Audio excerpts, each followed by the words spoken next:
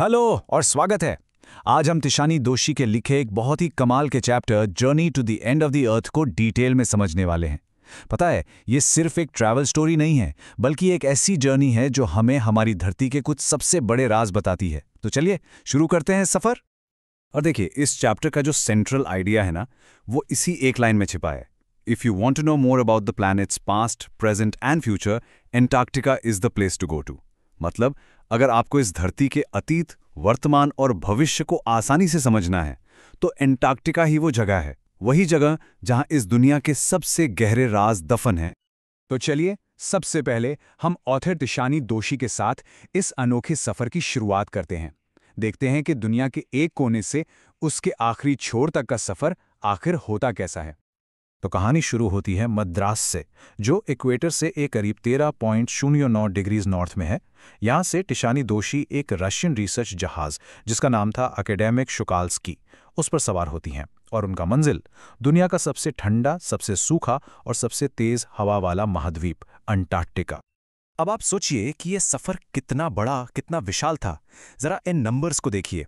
उन्होंने 9 time zones cross किए, 6 check point से गुजरना पड़ा, 3 बड़े समुद्र पार किए और इस सब में 100 घंटे से भी ज्यादा का वक्त लगा। समझ रहे हैं, ये कोई मामूली सफर नहीं था, ये एक पूरा का पूरा एक्सपीडिशन था।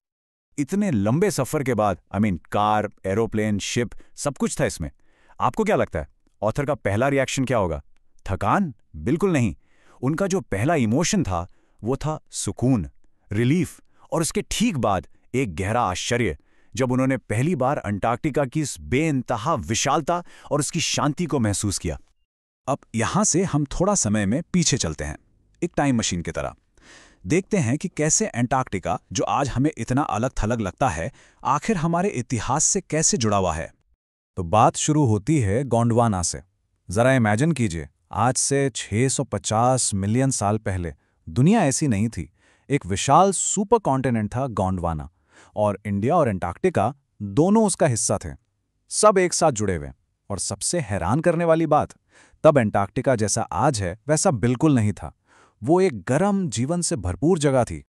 और ये टाइमलाइन हमें पूरी कहानी बताती है। देखिए, 650 मिलियन साल पहले गोंडवाना था। 500 मिलियन साल तक सब ठीक ठाक चला, लेकिन फिर करीब 65 मिलियन साल पहले ये जमीन टूटने लगी। इंडिया का जो हिस्सा था वो अलग होकर एशिया से जा टकराया, और इस टक्कर से क्या बना? हमारे हिमालयाज। कितना जबरदस्त है ना। तो इसलिए अंटार्कटिका जाना वो सिर्फ एक ट्रिप नहीं है, ये ऐसा है जैसे आप धरती के जियोलॉजिकल इतिहास की एक जिंदा किताब पढ़ रहे हो। वहां आपको कॉर्डिलेरियन फोल्ड्स यानी पहाड़ों के बनने का process, pre Cambrian granite shields यानी धरती की सबसे पुरानी चट्टानें, ओजोन, कार्बन, एवोल्यूशन, एक्सटिंक्शन, इन सब की कहानी एकदम सामने दिखती है। अब यहां पर लेखिका अपने एक्सपीरियंस को बताती हैं, जो कि काफी इंटरेस्टिंग है। वो कहती हैं, वहां होना एक जायंट पिंग पोंग बॉल के अंदर होने जैसा था। हर तरफ सफेदी ही सफेदी, कोई इंसानी निशान नहीं, न पेड़, न बिलबोर्ड्स, न बिल्डिंग्स, कुछ भी नहीं। ऐसे में आपको टाइम और स्पेस का एहसास ही खत्म हो जाता है। और स्केल देखिए, माइक्रोस्कोपिक माइट से लेकर विशाल ब्लू व्हेल्स तक सब कुछ है, और इन सब के बीच एक अजीब सी, हर तरफ फैली हुई खामोशी। अब जरा पर्सपेक्टिव बदलते हैं। एक तरफ है धरती का इतना विशाल इतिहास, और दूसरी तरफ इंसान का छोटा सा अस्तित्व और उसका बहुत बड़ा प्रभाव। चलिए देखते हैं। तो धरती का जो जियोलॉजिकल हिस्ट्री है वो है 650 मिलियन साल, मतलब 650 करोड़ साल। ये इतना बड़ा नंबर है कि हम इसको ठीक से इमेजिन भी नहीं कर सकते। और अब इसके मुकाबले में देखिए, सिर्फ 12,000 साल, बस इतनी सी है इंसानी सभ्यता। इसको ऐसे समझिए, अगर धरती की पूरी हिस्ट्री एक 24 घंटे का दिन है, तो हम इंसान आखिरी कुछ सेकंड्स में ही आए हैं, बस कुछ सेकंड्स। लेकिन उन कुछ सेकंड्स में ही हमने क्या कर दिया है? हमने एक रकस क्रिएट कर दिया है, नेचर पे अपना कंट्रोल जमा लिया है, और फॉसिल फ्यूल्स जला जलाकर पूरी दुनिया के गिर्द कार्बन डाइऑक्साइड की एक ब्लैंकेट, एक परत बना दी है। और ऐसी सिचुएशन में अंटार्कटिका इतना इंपॉर्टेंट क्यों हो जाता है? क्योंकि इसकी जो बर्फ की परतें हैं ना, उनमें लाखों साल पुराने कार्बन रिकॉर्ड्स मौजूद हैं। साइंटिस्ट इन आइस कोर्स को स्टडी करके बता सकते हैं कि पास्ट में क्लाइमेट कैसा था और आज जो बदलाव आ रहे हैं वो कितने सीरियस हैं। चलिए अब बात करते हैं एक बहुत ही खास प्रोग्राम के बारे में, स्टूडेंट्स ऑन आइस।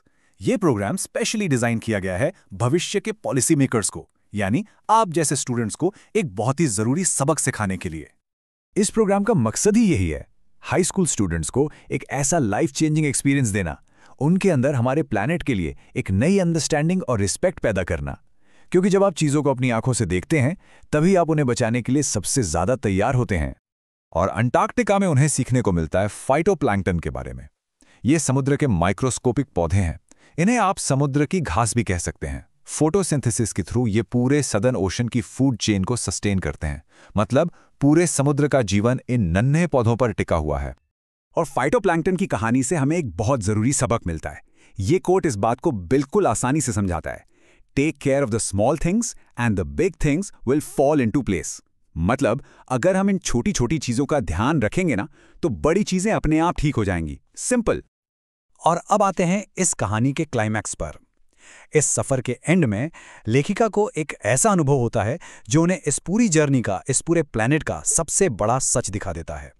इमेजिन कीजिए 65.55 डिग्री साउथ पर 52 लोग अपने जहाज से उतरकर जमे हुए समुद्र पर चल रहे हैं। हाँ, समुद्र के ऊपर।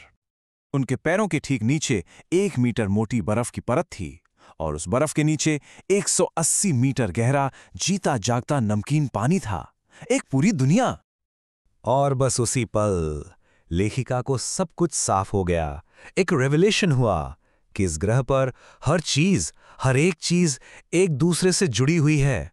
हम जो यहां करते हैं उसका असर हजारों मील दूर उस बर्फ पर भी पड़ता है। Everything is connected. और इस सफर के अंत में लेखिका हमें इस एक सवाल के साथ छोड़ जाती हैं। सोचने वाला सवाल है, अगर अंटार्कटिका फिर से वैसा ही गर्म हो गया जैसा वो कभी हुआ करता था, तो क्या होगा? और क्या हम उस दिन को देखने के लिए यहां होंगे भी या नहीं? ये एक ऐसा सवाल है जिसका जवाब हमें ही ढूंढना है।